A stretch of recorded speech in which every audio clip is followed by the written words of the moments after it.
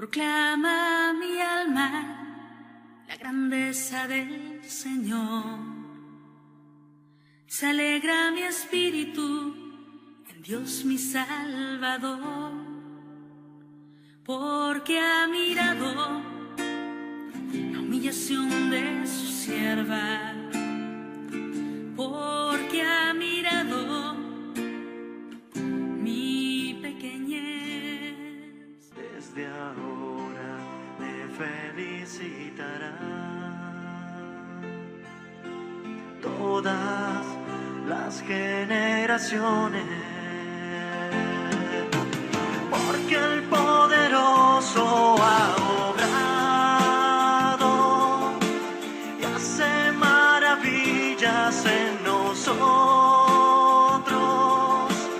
Grande es su amor para todos, grande es su amor y por siempre. Grande es su amor.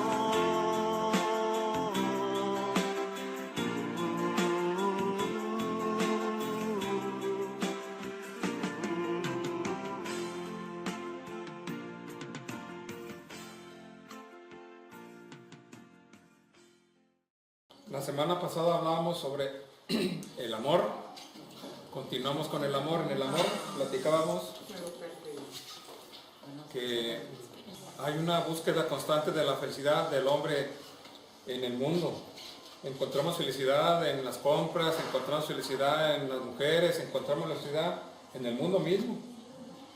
Y nunca llegamos a ser felices plenamente. El encuentro de la verdadera felicidad se encuentra en el encuentro con nuestro Señor Jesucristo, platicábamos. Cuando tienes a Cristo, cuando lo tienes ya en tu corazón, tienes la felicidad plena. Pero esto habla de un encuentro paso a paso.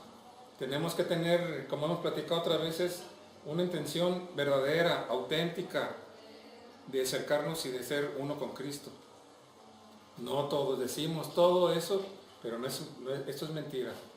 Si yo le pregunto de ahora que vamos a las bendiciones con el Padre Lorenzo a las personas, todas dicen ser católicas, todas dicen creer en Dios, todas dicen que lo aman, y es mentira, porque cuando empiezan a practicar la situación en la que viven, te das cuenta que viven una mentira, que no van a misa. Te dice, le digo, ¿van a misa? Para empezar, a ver, cada que van a misa, pues a veces, a veces, y es católico, y dice amar a Cristo. Siempre uso yo recursos muy humanos para que entiendan ellos. Les digo, oye, tú, el hombre trabaja, la mujer se desvive por sus hijos, ¿de acuerdo? ¿Es cierto o es falso? Sí. Tratan de darle lo mejor, una buena educación, se preocupan porque están en mejores escuelas, se preocupan porque vayan bien vestidos, se preocupan porque vayan a darle mala imagen, bien peinaditos, se preocupan por sus hijos a más no poder, ¿cierto o falso? Sí. Porque vayan derechitos, cuando los hijos son obedientes, buenas calificaciones, los padres están complacidos, orgullosos de sus hijos, pero cuando el hijo por alguna razón empieza a ser rebelde o empieza a estar descuidado en su persona, mal hablado, se preocupa y le llama la atención y ya no está muy contento con su hijo. A fin de cuentas, nosotros como padres hacemos hasta lo imposible por darle lo necesario a nuestros hijos, y a veces hasta sobrepasamos la mayoría de las veces los límites. Nos piden cosas extraordinarias y aunque no tengamos, hacemos un esfuerzo para conseguirle el iPad, el iPod, el teléfono, la cámara o cosas, porque dices, bueno, es para su escuela. Nosotros mismos justificamos la razón, pero la verdad es que somos hechos a imagen y semejanza de Dios, por eso es que lo hacemos. Lo que pasa es que a nosotros Dios nos da lo justo, lo necesario y lo que es correcto. Nosotros, en esa incapacidad que tenemos, en nuestra concupiscencia, nuestra inclinación al pecado, no podemos a veces discernir claramente lo que es mejor para nuestros hijos. Pero bueno, aún así hacemos un esfuerzo supremo toda la vida, porque nuestros hijos caminen bien. El día de mañana les digo, y esperan ellos, uno como padre, ver a sus hijos realizados, bien casados, con una buena esposa, con un buen esposo, y sus hijos que sean buenos hijos también. Es como un anhelo que tenemos en nuestro corazón. Pero ¿qué pasaría, les pregunto yo, cuando voy a las casas?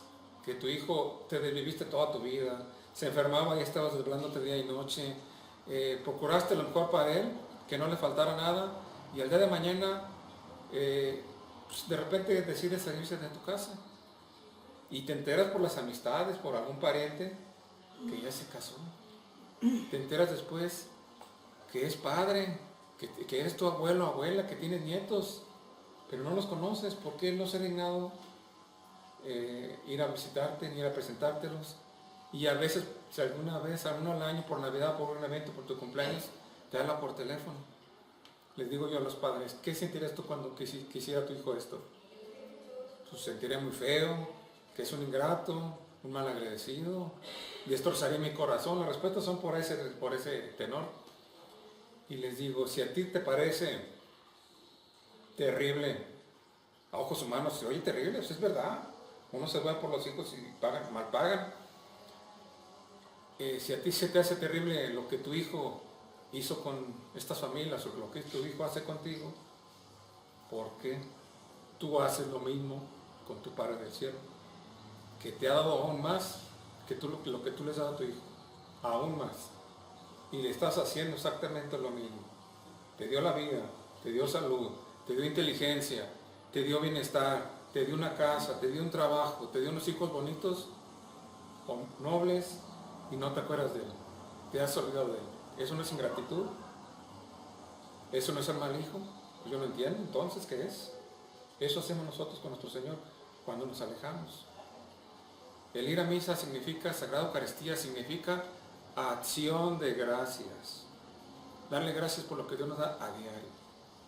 Dicen los místicos que si pudieran ver tan solo de lo poquito que Dios derrama a diario en nosotros, pues como dice el ingeniero Benjamín, nos faltarán rodillas para agradecerle a diario, a diario. Y nosotros no tenemos tiempo para darle un 15 minutos, una media hora, 40 minutos, no puedo. Cuando yo les digo, ir a misa diario, sus prácticas espirituales que diario estamos, si les vuelvo a preguntar aquí, que diario se les exigen, no sé cómo me contesten. ¿Hacen sus prácticas espirituales? ¿Van a misa diario? Unos y la mitad y otros la mitad, ¿no? ¿O qué diario Dios a veces deja de dar sus gracias en ustedes? ¿O a diario los abandona?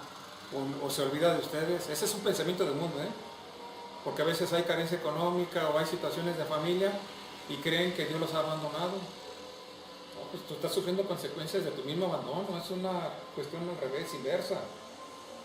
Dios no te ha abandonado, tú te haces la prueba de Dios y estás sufriendo esas consecuencias. Si nos ponemos a ver a veces cómo anda nuestra familia, que familias divorciadas, que separadas, que en una actitud o en otra actitud, es culpa de nosotros. Porque no supimos darle a nuestros hijos lo necesario en la infancia, cuando era el momento adecuado. Ya cuando crecen ya es muy difícil. Por eso es importante el testimonio. No el como cochito de palo, ¿verdad? El andar diciéndole, tienes que ir, que no, ya no funciona porque no lo hiciste de niño. Cuando tú les llevas y platicas, dialogas, esto es un diálogo. Cuando son niños, dependen de ti y ahí no hay democracia. Yo me acuerdo cuando estaban mis hijos chicos que decían, no queremos ir, somos 3 contra 2. Ah, caray, pues aquí no hay democracia, aquí hay tiranía, aquí hay monarquía, aquí mando, aquí no se vale que nosotros no tenemos ganas, tenemos mujeres. No, si de por sí ahorita están los hijos como están, ¿sí o no? Parecen nuestros jefes ya, y ha sido permisión a nosotros. Casualmente, en la homilía de hoy el sacerdote derivó, pues está hablando del libro de los Macabeos, de la primera lectura del libro de los Macabeos, donde al hijo pequeño del Evangelio de ayer en la primera lectura también, hoy fue continuación, a una madre judía le matan 7 de sus hijos. ¿Sí recuerdan o no? Los que van a misa diario. Bueno, le matan a 7 de sus hijos y el rey Antíoco pues, está en busca de ganarse al último hijo, al más pequeño. Y le hace 1000 promesas. Vas a gozar de mis favores, vas a ser de los preferidos, te voy a dar cargos aquí muy notorios, vas a ser pues, casi mi brazo derecho. Lo estaba pues por el lado del mundo, chantajeando. Y el niño no cedía. Entonces manda a hablar a la madre y le dice a la madre, mira, tu hijo está muy necio, muy obstinado, va camino a la muerte, convéncelo. Entonces va la madre, dice, sí lo voy a convencer. Mentira. Estando con el niño, dice que le hablan lengua materna. Sale haber hablado en hebreo, tal vez en arameo. Y le dice al hijo: tus hermanos han muerto por la fe, por el Dios que nos ha dado todo, nos ha dado la vida, nos ha dado todo lo que tenemos. Y bueno, empieza a darle una reflexión al hijo. En vez de ser en contra, lo está alentando a que entregue todo, pues, por el sumo bien, por el máximo bien, por el bien de las almas. Ella sabía, pues, era una fe grande la que tenía la madre, puesto que había entregado 7 de sus hijos, y aún así, en su fe, en su corazón, no siente dolor, o se sentía confortado. De tal manera que el hijo, después de la plática con la madre, le dice a los verdugos: ¿qué esperan? Adelante, aquí estoy. No hagan esto más cansado. Lo matan. Y pues la enseñanza es que esta madre le dio lo necesario a nuestros hijos, a sus hijos. Habrá que ver si nosotros estamos haciendo lo correcto, si estamos haciendo lo mismo, estamos solapando prácticas erróneas o cuestiones erróneas. A veces el hijo te puede decir: oye papá, este negocio, pero hay esta transita. No podemos nosotros ceder. Hay que dar lo necesario a nuestros hijos, no para este mundo, sino para la salvación eterna. Y hablando de la madre de estos hijos, ella sentía un consuelo venido del cielo. Y precisamente, hablando del amor, hay una derivación del amor que se llama el amor. Una de sus derivaciones es el consuelo. En este caso de la madre de estos judíos, era consolada por el mismo Señor, por eso sentía esta fortaleza, el mismo Espíritu Santo ahí derramando sus gracias sobre esta señora valiente, puesto que no se dio ni un instante a pesar de la muerte de sus hijos. ¿Ustedes creen que es hermoso y agradable a los ojos de Dios consolar, por ejemplo, si la muere la mamá de una amiga, a nosotros ir a darle consuelo, o muere un hijo, muere un primo, un pariente? Cuando vamos a velorios, han ido ustedes a bastantes, yo pienso, o han sido ustedes protagonistas cuando han muerto sus seres queridos. ¿Es bonito que los consuelen o es bonito ir a consolar? ¿Qué me dicen? Las dos cosas. Yo me acuerdo cuando muere mi mamá, estaban todos mis amigos y me consolaba nomás el hecho que estuvieran junto a mí, sin hablar media palabra. Y eso nos decía el ingeniero, me acuerdo que decía: pues habrá, por ejemplo, como cuando se muere alguien, un familiar, pues tu hijo tiene amigos, los primos tienen amigos, y por solidarizarse con el hijo, con el primo, van y llegan y te abrazan y te dicen: Señora, estamos con usted, y tú no lo conoces. Y la verdad, dicen que el consuelo es mínimo, pues, porque no hay un apego fuerte o una cercanía, pues, a estas personas. Pero cuando llega tu mejor amiga, tu madre, tu hermano, alguien que sabes muy cercano a tu corazón, te abraza, usted te puede decir en estos momentos: aquí estamos, lo siento, me duele el corazón. Poco, porque a veces decimos frases que a mí se me hacen hasta inadecuadas. Yo en todos los velorios que voy, todos dicen, oigo estas frases: ya lo que el Señor me ha tomado para ir a velorios, ¿verdad? Casi me dicen, casi me alquilo. He ido allá a varios velorios en el que pido la palabra, pues, precisamente inspirado, pues no viene de mí, me queda claro. ¿Cuál es la catequesis? Y les hago primero, he estado oyendo, dije, aquí, cuando llegan a dar el pésame, la plática entre los parientes y el común denominador es el mismo. Ya está en el cielo, ya está con nuestro Señor, y todos empiezan a hablar cosas bellas de estos difuntos. Cuando estaba enfermo decían: qué bueno, merecido la tenía, porque era una fichita, pero en cuanto entrega el alma, entonces automáticamente lo santificamos. Ay, tan bueno que era. Ay, me saludaba y me decía así: ¿y eso qué? Pues todos saludan. O sea, vemos cosas así, a veces sin importancia, y los santificamos y los mandamos al cielo luego. Y le dicen como un consuelo a los parientes, le dicen inmediatamente: ya está mejor. ¿En dónde?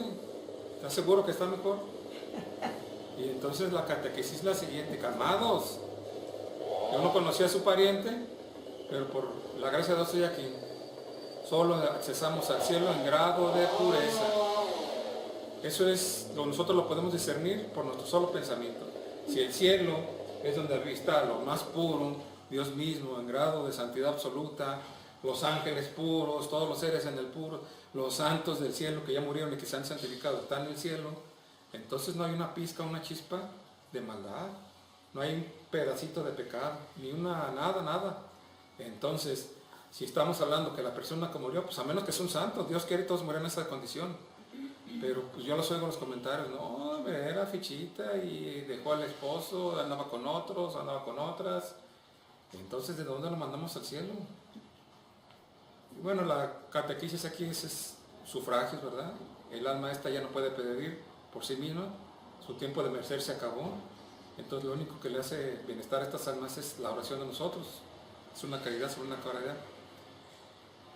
Y bueno, volviendo al consuelo, el consuelo que te llega realmente es el de tu gente querida, tu gente amada, porque está compartiendo.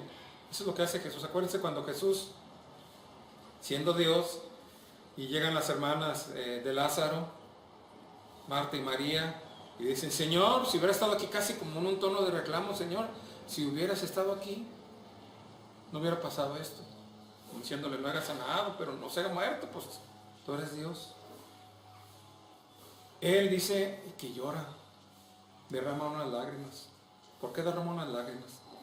Porque siendo hombre, acuérdense que era verdadero Dios, pero era también verdadero hombre, su lado humano le dolía, pienso yo, siendo Dios, que veía, pues él sabía que iba a revivir a Lázaro, le dolía el dolor de sus amigos. ¿Por qué? ¿Por qué le dolía? Lo sentía. Eso se llama compasión, no es lástima, compasión. La compasión significa compartir el dolor. O sea, no es mala la compasión, es una obra de caridad. Tú sientes, compartes ese dolor y te pones en los pies del que está sufriendo. Porque para veces para nosotros es muy fácil, este inmigrante nomás viene a asaltar o viene aquí a molestar. Oye, ponte en sus zapatos. Haber abandonado a su esposa, a sus hijos, estar sufriendo calamidades. Las muchachitas sufren violaciones, sufren lo indecible. Ponte en sus zapatos y ya que entiendas eso, entonces va a decir, pobre gente, pobre gente. Y entonces vamos a hacer una diferencia en que nosotros sí tenemos que comer, que no tenemos necesidad de ir a viajar, que tenemos un techo, que tenemos que vestir y que tenemos muchas cosas que Dios ha derramado sobre nosotros. Bueno, estamos hablando que no solo es dignísimo el consolar a un amigo. Bueno, pues si es hermoso y de mucho mérito el consolar a un amigo, ¿cómo será consolar a Cristo mismo? ¿Será bonito? Les dejé una tarea la semana pasada que espero que la hayan leído. La encíclica Miserentísimos Redentor. Es una encíclica muy corta del Papa Pío XI. Miren lo que dice en el punto 11. Mas, ¿cómo podrán estos actos de reparación consolar a Cristo, que dichosamente reina en los cielos? Respondemos con palabras de San Agustín. Dame un corazón que ame y sentirá lo que digo. Un alma que de veras amante de Dios, si mira al tiempo pasado, ve a Jesucristo trabajando, doliente, sufriendo durísimas penas por nosotros los hombres y por nuestra salvación, tristezas, angustias, oprobios, quebrantando por nuestras culpas y sanándonos con sus llagas.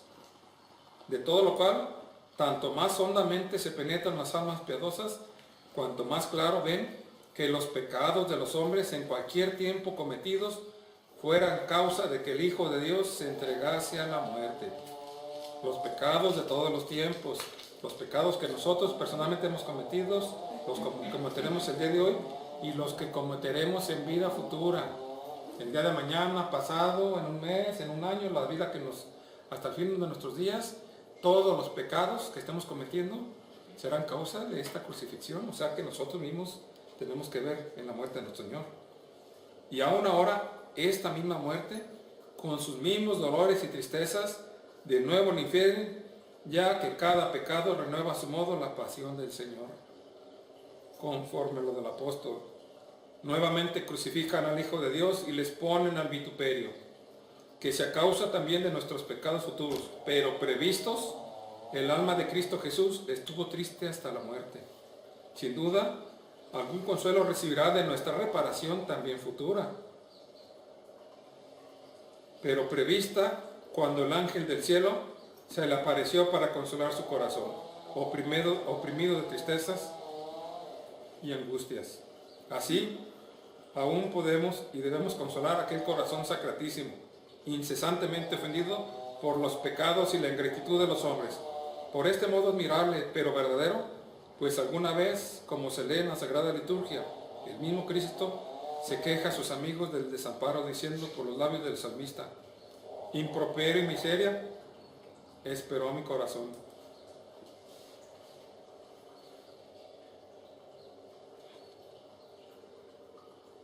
Y busqué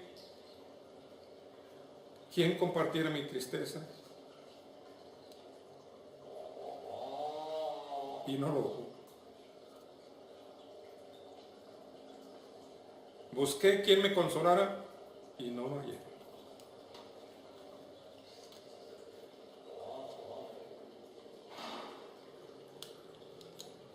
Muere por nuestros pecados y nosotros indolentes, como si no importara.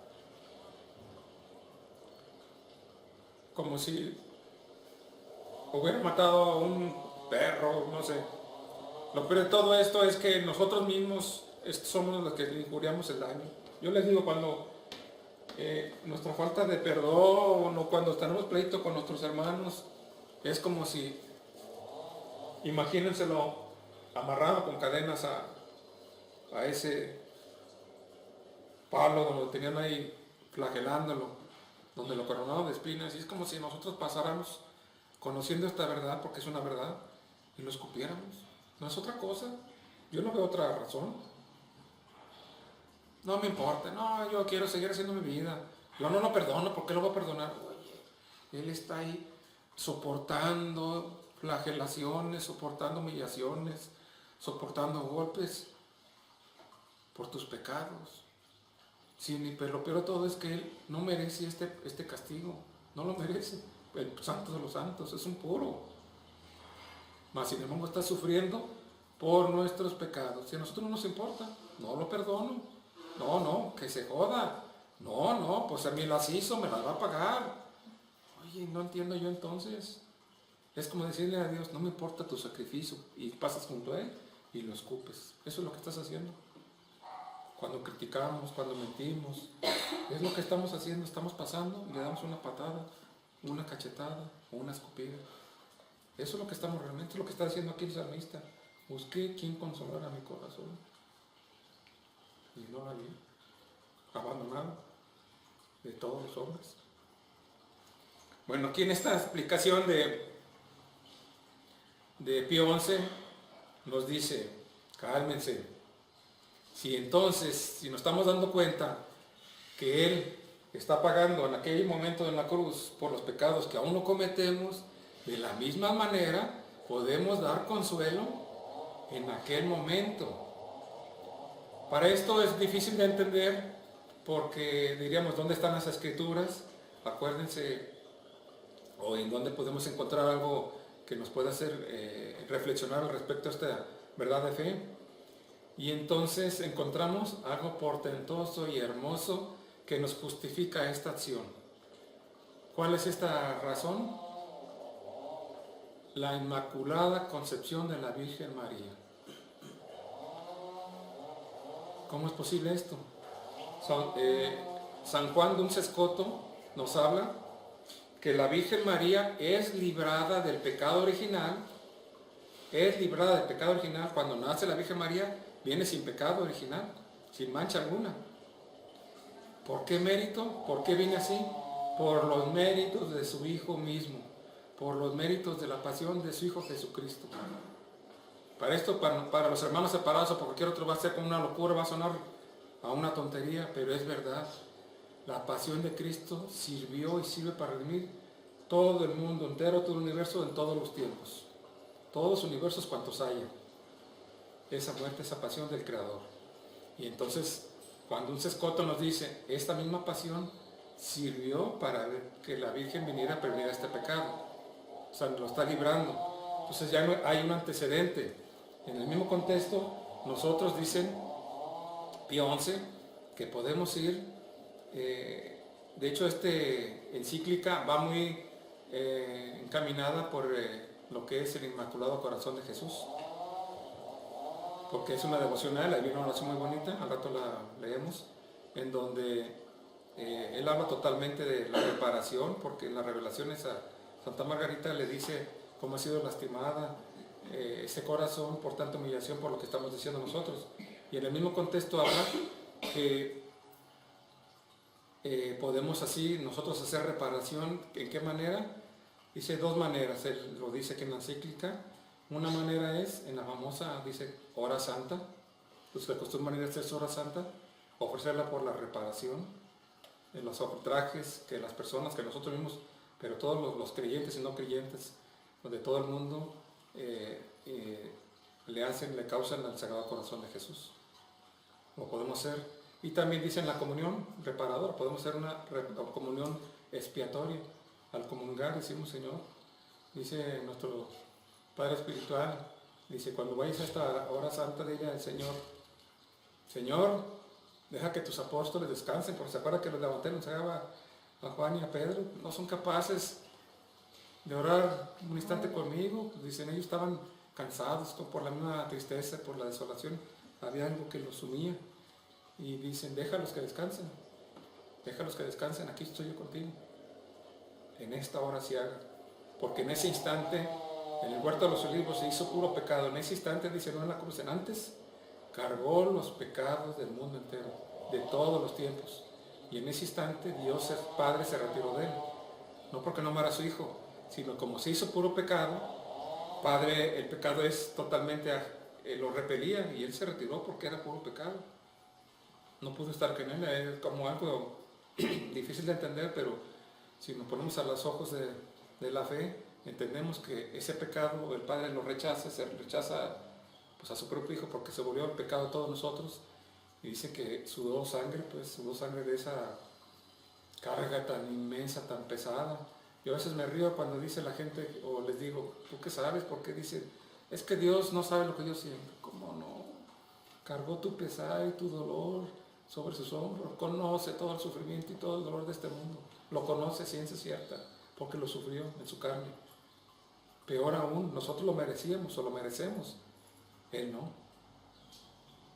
no merece nada de esto. Entonces,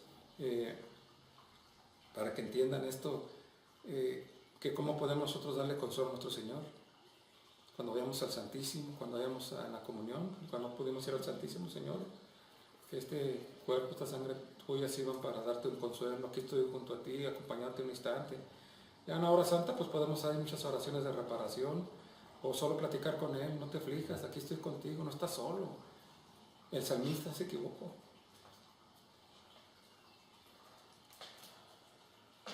Aquí estoy yo contigo.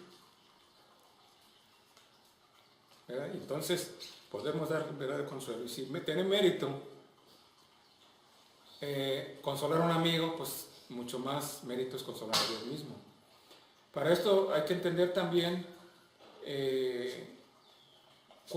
Dios en este instante, es que hay que poner en esta situación, que el consuelo le llega en el instante de su sufrimiento, porque ahorita Cristo no está sufriendo. Hay que poner bien esto en orden. ¿Qué es esto? Cuerpo ahorita actualmente goza de su cuerpo glorioso. Y recuerden que las características de los cuerpos gloriosos son 4. Que nosotros algún día, ya que seamos santos, tendremos en el cielo. Antes no, ¿verdad? No se puede antes. Pero los santos tienen 4 características. Los que están en el cielo, hay 4 características de estos cuerpos gloriosos. La primera característica es la luminosidad. ¿Qué significa esto? Una luz increíble, resplandeciente, altamente. Hay una santita ahí que le decía al Señor, Señor, muéstrame tu rostro, quiero verlo. Pues dice el ingeniero, las mujeres son muy insensatas a veces. Es que aparte es uno de los gozos del cielo, pues. si nos aplastaría, por eso se hizo Eucaristía, para no aplastarlos. Y le decía, muéstrame tu rostro, pues a tus apóstoles dijiste, ya no les digo mis amigos, sino mis hermanos, o ya muy apegados, no, pues muéstrame tu rostro. Y dice, es muy necia, creo que Teresa, no es muy necia. Teresa, de Ávila la grande, le dice, ay, Teresa, eres muy terca. Y le muestran, algunos dicen que una mano, otros dicen que es su dedo, y dice Teresa que era una refulgencia, que el sol parecía oscuro, opaco, a comparación del dedo de la mano de nuestro Señor. Una refulgencia extraordinaria. Es una de las características de los cuerpos gloriosos. Acuérdense del monte, aquí vienen algunas de las características de las venas. Viene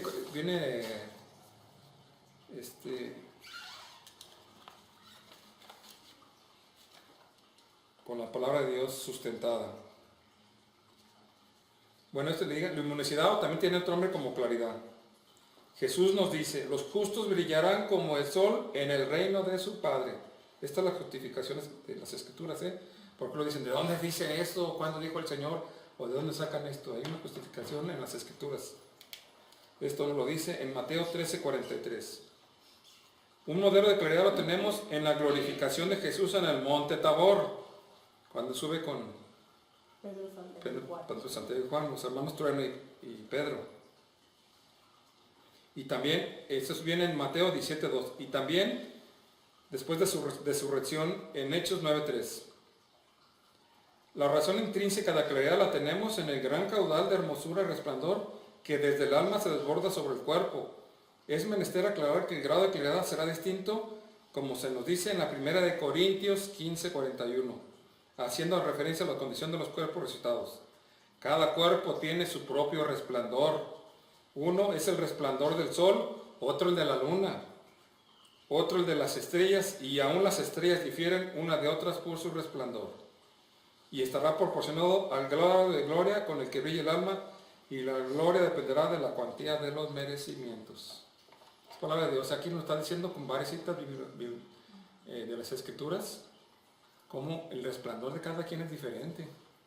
Así que ustedes sabrán cómo quieren resplandecer, como luciérnagas o como soles, ¿verdad? Que apenas ahí se vea la chispita, o que ilumine a más gente, a más almas, a acercarse más al Señor.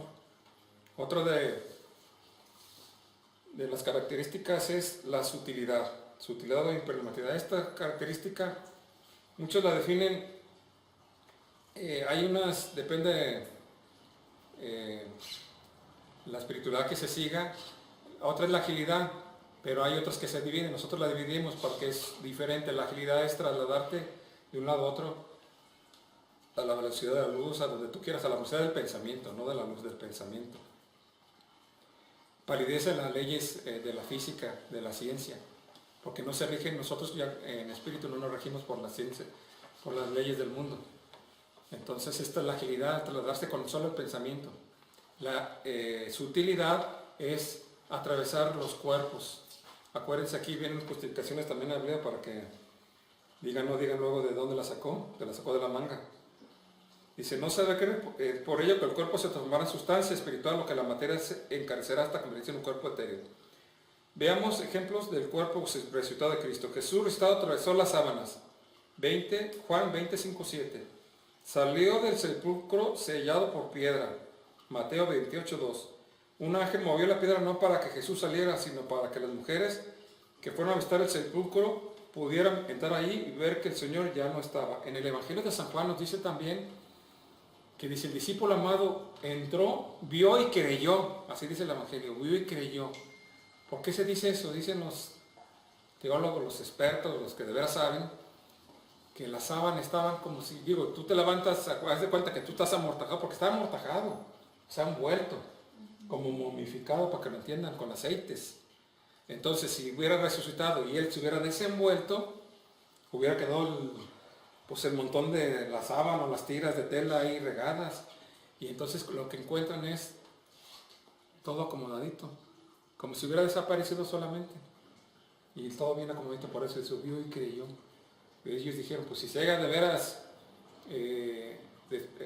como nosotros, como humanamente, como un amor despertado, haya batalla, pues no haya podido, a lo mejor pues todo envuelto así. Pensando como diciendo que no se murió, se levantó y así. Exactamente, pero ahí encuentran la mortaja en las mismas condiciones, nada más sin cuerpo. Por eso dice, vio y creyó, porque vio algo extraordinario ahí, se dio cuenta que el Señor había resucitado, como lo había prometido, como lo había anunciado. Entra en el cenáculo aún estando cerradas las puertas atrancadas. Juan 20, 19, 26. La razón intrínseca de esta espiritualización la tenemos en el dominio completo del alma glorificada sobre el cuerpo. La agilidad que ya hablábamos es la capacidad del cuerpo para obedecer al espíritu en todos sus movimientos con suma facilidad y rapidez, es decir, en forma instantánea. Esta propiedad se contrapone a la gravedad y peso de los cuerpos terrestres de acuerdo a la ley de la gravitación. Lo que decíamos, las leyes humanas no rigen en los cuerpos gloriosos ni en los espíritus. El modelo de la agilidad lo tenemos en el cuerpo resucitado de Cristo, que se presentó de repente en medio de sus apóstoles y desapareció también de repentinamente. Lucas 24, 31 dice, entonces los ojos de los discípulos se abrieron y lo reconocieron, pero él había desaparecido de su vista. O sea, su deseo fue estar ahí y su pensamiento fue a otro lugar y ya no estaba al siguiente instante. Esa es la agilidad, trasladarse con el solo pensamiento, con el solo deseo. Lucas 24, 34. Es verdad, el Señor ha resucitado y se apareció a Simón. Lucas 24, 36. Todavía estaban hablando de esto cuando Jesús apareció en medio de ellos y les dijo, la paz sea con ustedes. La razón intrínseca de la agilidad la hallamos en el total dominio que el alma glorificada ejerce sobre el cuerpo, en cuanto es el principio motor del mismo, por lo que éste no le opone resistencia. Y por último vamos a hablar de la impasibilidad, que es la que goza ahorita actualmente nuestro Señor Jesucristo y de la que nosotros gozaremos algún tiempo. Imagínense, si no tuviera esta característica en nuestro cuerpo glorioso, nosotros estaríamos gozando de la gloria de Dios. En unos años esperemos que todos estemos ahí. Y nos enteramos que a lo mejor un hijo, o que un nieto, o que nuestro mejor amigo, nuestra mejor amiga, o un pariente cercano al que estimamos, cae en el infierno. Probablemente nos causaría dolor, nos causaría tristeza, humanamente hablando. Pero como tenemos esta característica de la impasibilidad, donde se dice que no hay sufrimiento. Por eso entonces si no se empañaría nuestro cielo o nuestra felicidad sería incompleta. Por esto esta característica es muy importante. Es decir, la propiedad de que no sea accesible a ellos mal físico de ninguna clase, es decir, el sufrimiento, la enfermedad y la muerte, definiéndola con mayor presión, es la imposibilidad de sufrir y de morir. O sea, la imposibilidad es la incapacidad de sufrir y de morir.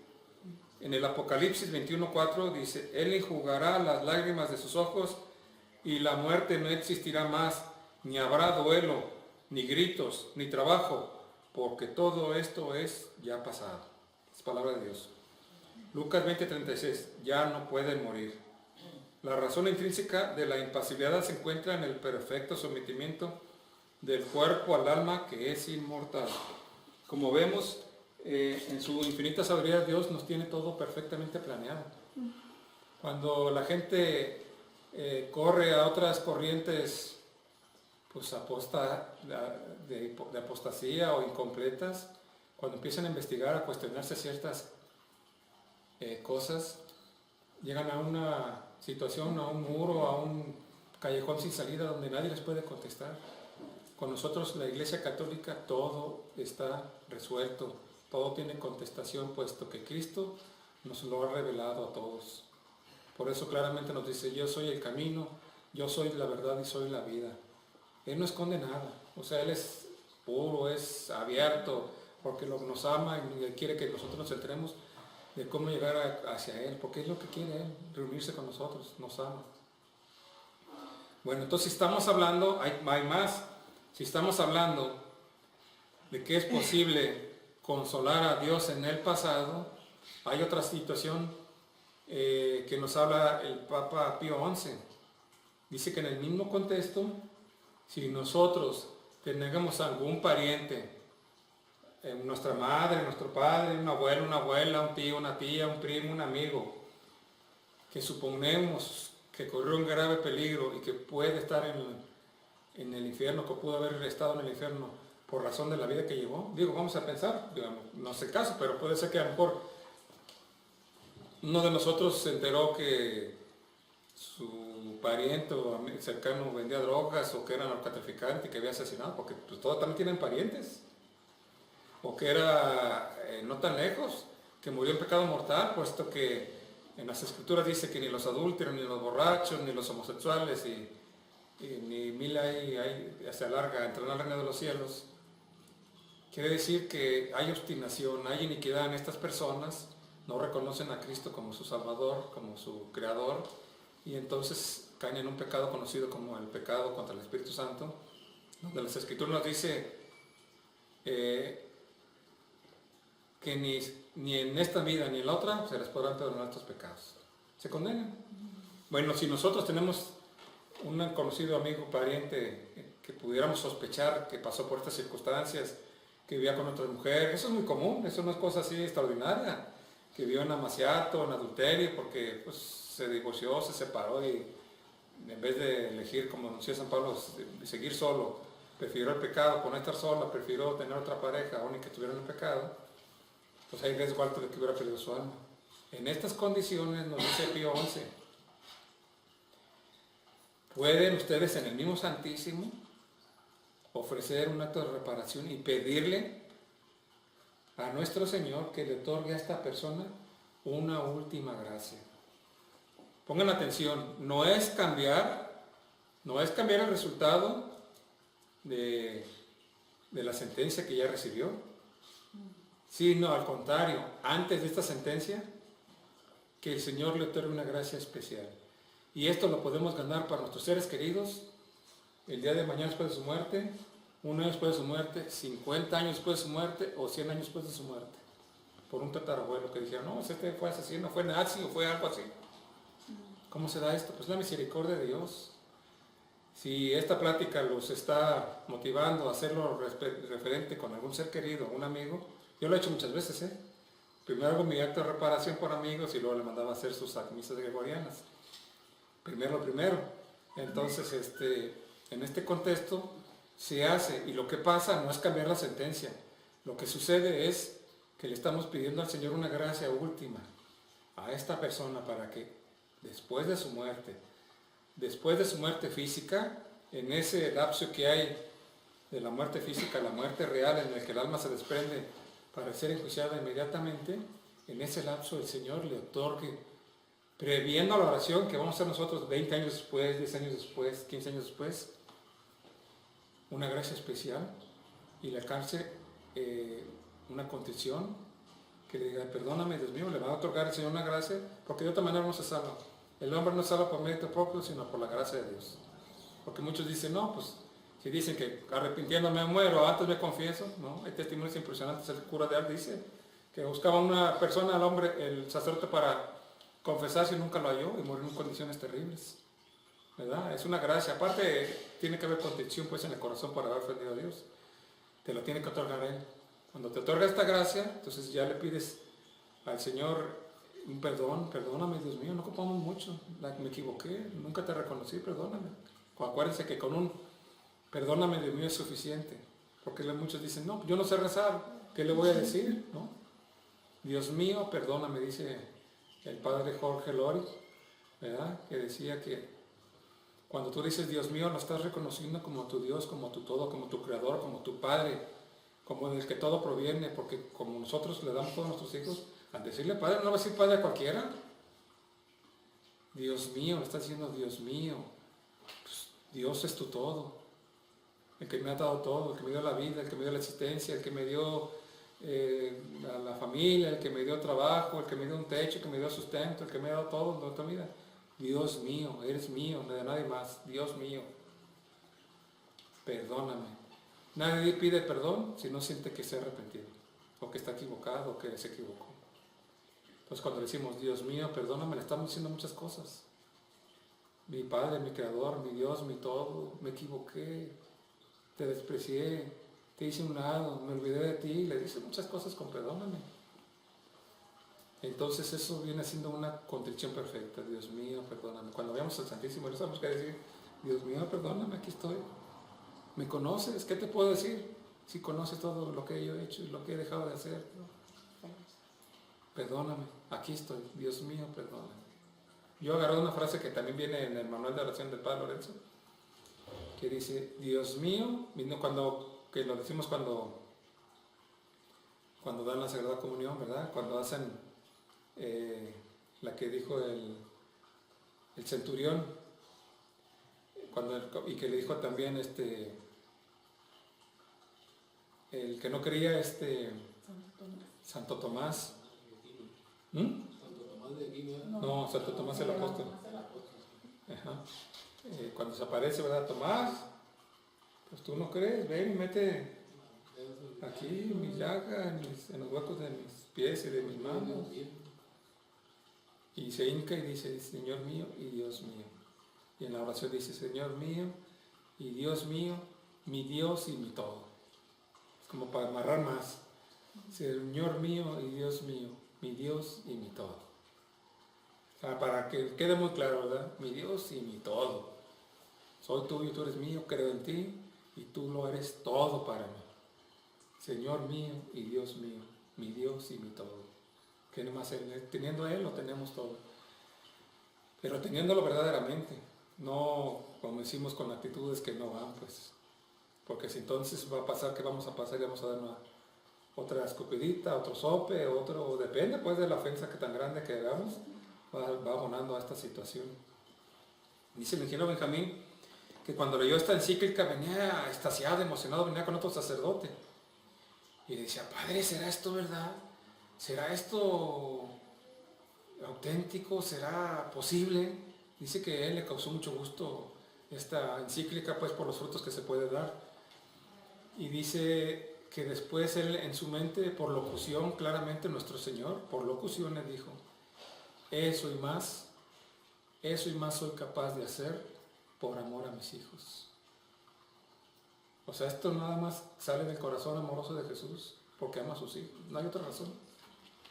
Porque merecerlo no lo merecemos, porque Dios es bueno. Dice el Padre en sus homilías muy recurrentes esta frase del Padre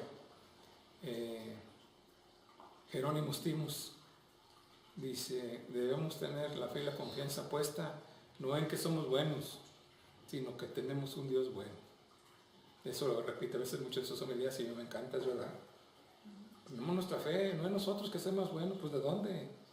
Tenemos que tener fe y confianza que tenemos un Dios bueno, que nos ama, que se preocupa por sus hijos y que está día a día llamándonos, día a día, a cada instante. No por WhatsApp, ¿verdad? Pero sí en vivo, con acciones de múltiples maneras, providenciales todas ellas, a cada instante, a cada momento. Es impresionante. Nos dice cuando empieza el tema que empezamos la semana pasada, el tema del amor, dice, yo los amo con amor infinito, como el Padre me ama, yo así los amo. Como el Padre me ama, yo así los amo, en un grado infinito. Por eso dice el Padre Carlos Santillán en uno de sus temas, que otra manera de consolar al Señor es cuando vemos al Santísimo en nuestras oraciones cotidianas, decirle, Señor, te entrego mi amor unida, por ejemplo, si le decimos al Señor, te entrego el amor de tu Padre, en ese mismo grado infinito, pero unido a mi amor pequeñito, a mi pequeñez, a mi nada. Y al Padre decirle, Padre nuestro, te ofrezco el amor infinito que te derrama en ti día a día, cada instante, a cada momento tu Hijo, en ese mismo grado infinito, pero uno a mi pequeñez, uno esto. Y entonces estamos ofreciéndole a Dios en el mismo grado de infinito de ese amor tan grande, y le estamos correspondiendo de la misma manera. Él nos ama de grado infinito, nosotros en un grado pequeñito, pero unimos el amor del Hijo al Padre y el amor del Padre, de nuestro amor al Madre del Padre hacia el Hijo, y entonces estamos haciendo una correspondencia un poco más igualitaria, ¿verdad? Más recíproca a ese amor que tanto nos da y que está pendiente de nosotros a cada instante, a cada paso. En el amor y la fecundidad se refiere a que dice las Escrituras que la boca habla de lo que está lleno el corazón, y entonces cuando nosotros nos vamos acercando paso a paso, paso a paso.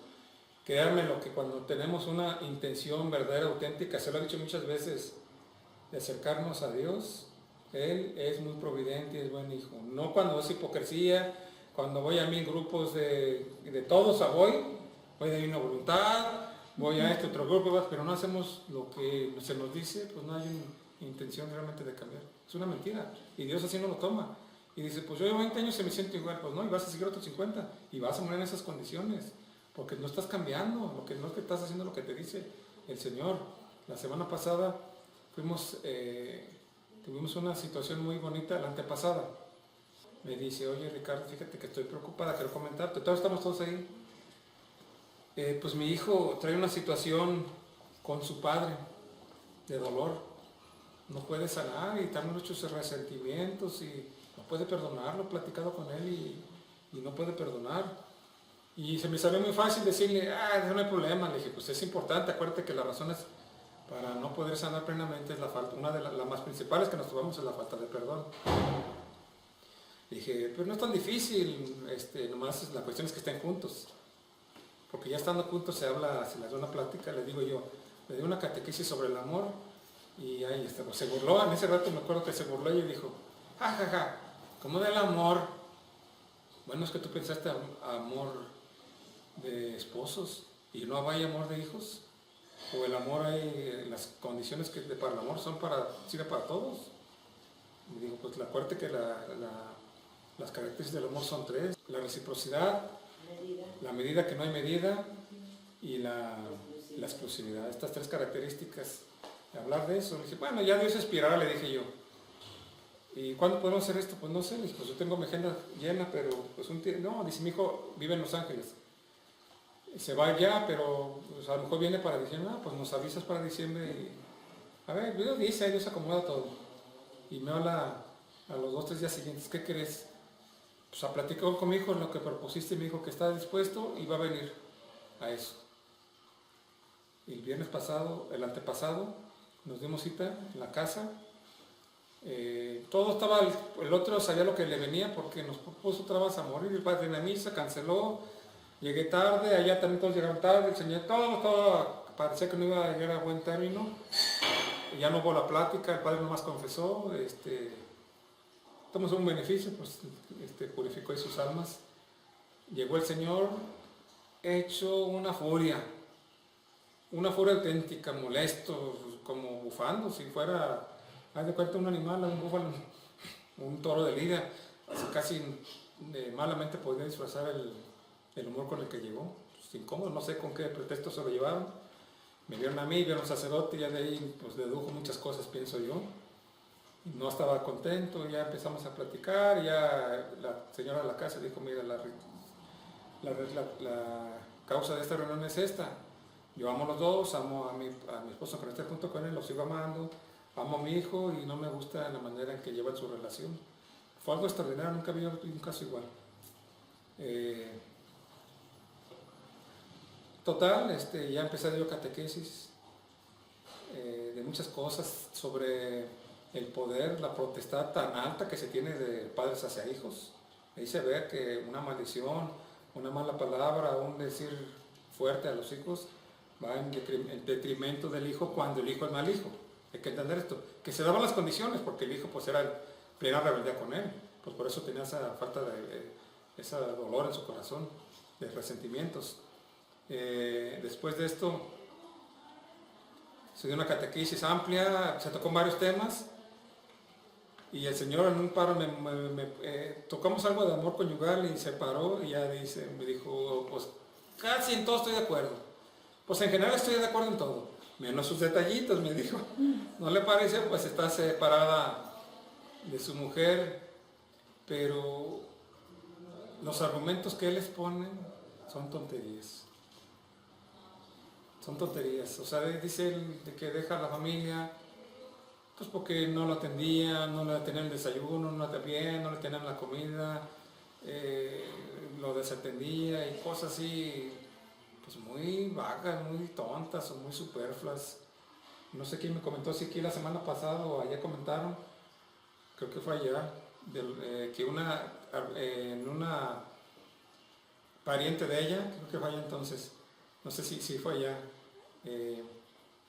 dice, mira, tengo un primo, un amigo, un pariente, creo que en el divorcio tuvieron sus citas de reconciliación, ya ves que hacen con el juez, y el esposo argumentaba que porque le había dejado, y decía, no, pues nunca había hielos. Delante el juez dijo, porque íbamos de testigos, pues no había hielos nunca, o sea, no es posible, o sea, pero de esas, ay, dice, no, pues no había hielos, y que cosas así tontas, no, eso me causó mucho, nos estábamos muertos, muriendo de la risa, pero argumentan cosas así, muy, que la señora es descuidada, o que no lo pela, o digo, cosas que dices tú, no llegan aquí, es un pretexto realmente, porque realmente no hay una voluntad pues de cambiar, y justifican con eso sus acciones. Por eso me dijo, estoy de acuerdo casi en todo, bueno, en general todo, menos en detallitos, cuando hablaba yo taqué también algo del amor conyugal, pero no quise desviarme de ahí porque era el otro la razón.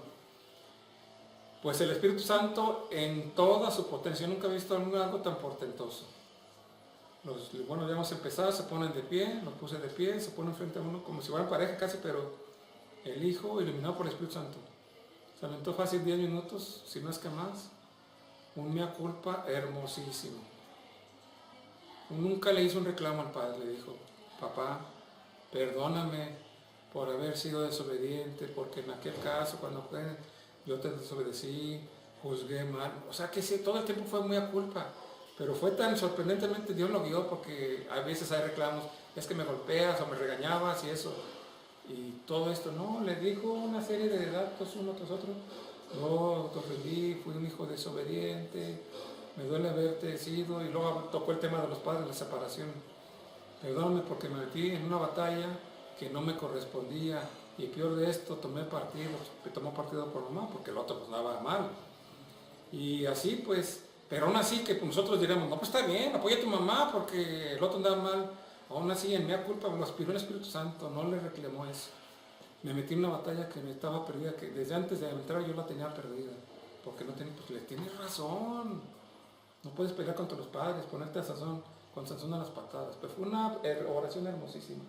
Me culpa, discúlpame. Aunque todo lo dijo en razón, pero nunca diciéndole, tú por tu culpa, por mi culpa. Cuando el padre quiso hablar, no pudo. Se trabó. No podía, le ganó el sentimiento. El hijo va hacia el padre, lo abraza, se pone un abrazo de no sé cuántos minutos. En ese instante el padre Lorenzo, mira, echando bendiciones como todo el rato del abrazo, orando y bendiciendo, y bendiciendo, y bendiciendo, y bendiciendo. Portentoso. La señora y yo con las lágrimas a mano poder, y ya yo estaba a un ladito, le decía al papá, ya pudo hablar ya a su oído, le decía, padre, hijo mío, perdóname, te amo como no tienes una idea.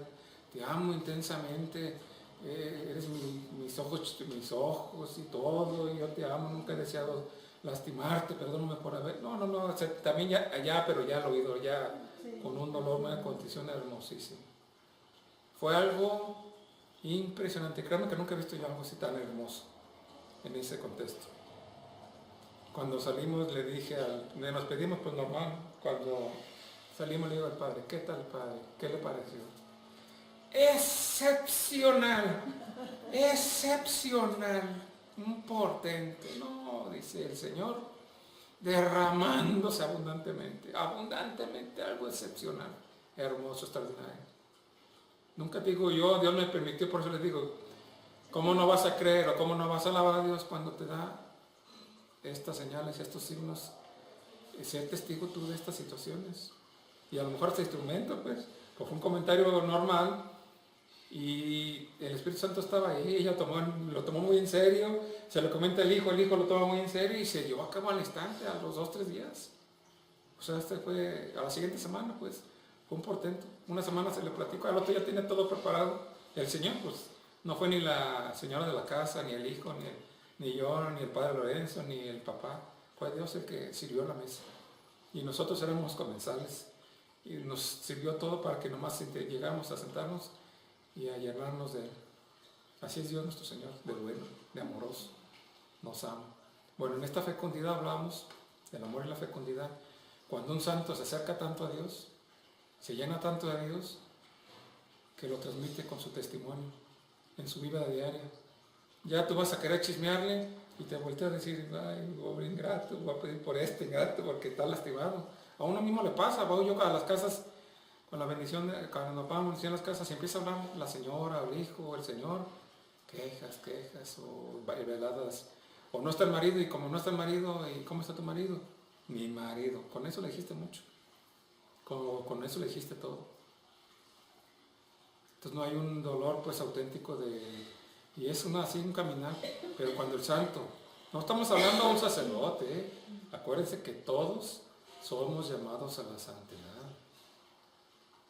Cuando tú te acercas a nuestras personas te lo transmiten, lo sientes, te sientes bien, te lo transmiten. Yo voy a veces con los franciscanos, o he vivido así con el padre Rosti, cuando voy con él, a mí el mismo padre Lorenzo me lo transmite. A veces voy agobiada porque también tenemos nuestras cuestiones, pues eso es algo normal y muy humano. Y le he dado testimonio al ingeniero, pues nomás llega y el padre se sienta junto a mí, haga de cuenta que se van mis preocupaciones y mis tristezas o lo que yo esté sintiendo, se van. Pues quién sabe qué traiga ahí el padre, pues trae el Señor mismo. Y como que dice, aquí hay un lugar para dos. Angustias, tristezas, preocupaciones o lo que esté afuera de aquí, porque viene el Señor. Y lo que vamos a hacer no se ocupa que esté el otro, se ocupa que esté nada más el Señor. ¿Verdad? Cuando yo voy, por ejemplo, los que han ido con el ingeniero, pueden sentir lo mismo. Desde antes de la oración, la misma presencia, al otro no le parece de él, por lo que el testimonio que ha dado de vida, impresionante. Desde estar junto a él, el otro ya no tiene cabida. Cierto falso los que han ido.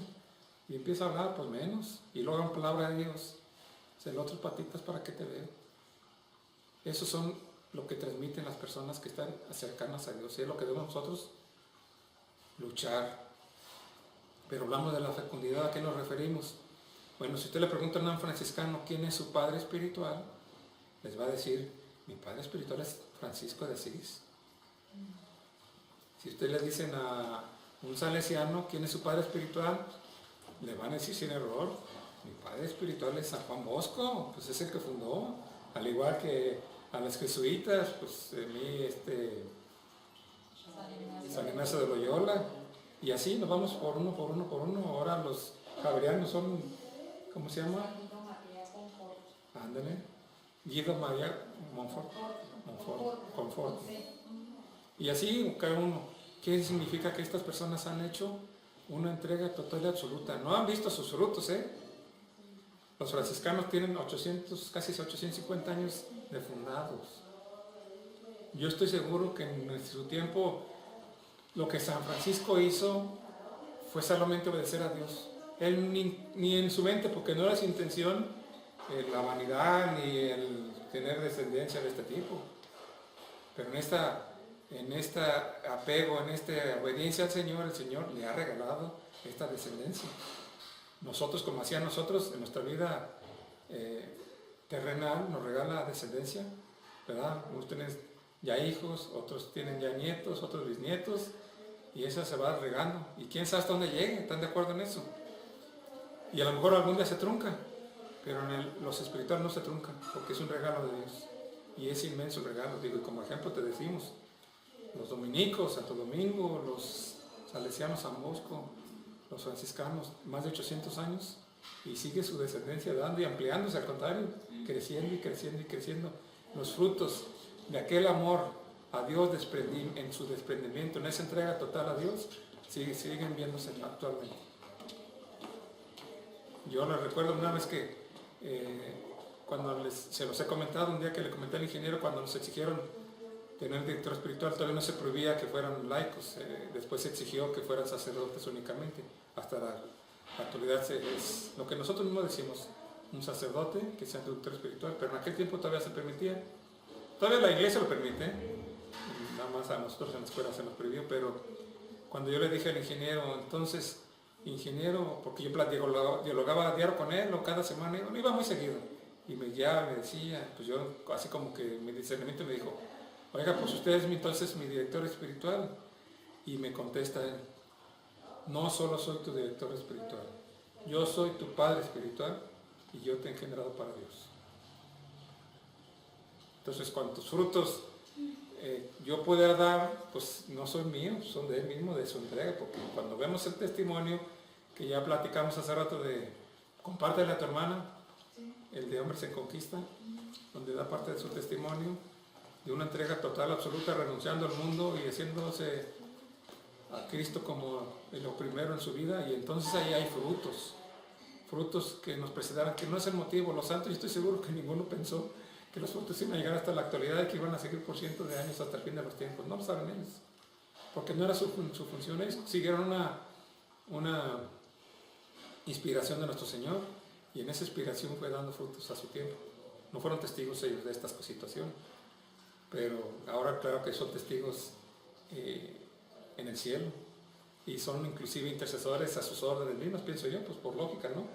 Que interceden mucho ante las órdenes que ellos mismos fundaron para nuestro Señor, para que no se desvíen, para que no se pierdan esos fundamentos bajo los cuales, o el carisma bajo los cuales se fundó, y sigan vigentes, porque el enemigo está presto a sacar estas órdenes milenarias o centenarias en las garras del enemigo porque haya buenos testimonios. Entonces ellos están ahí continuamente pendientes de esta situación.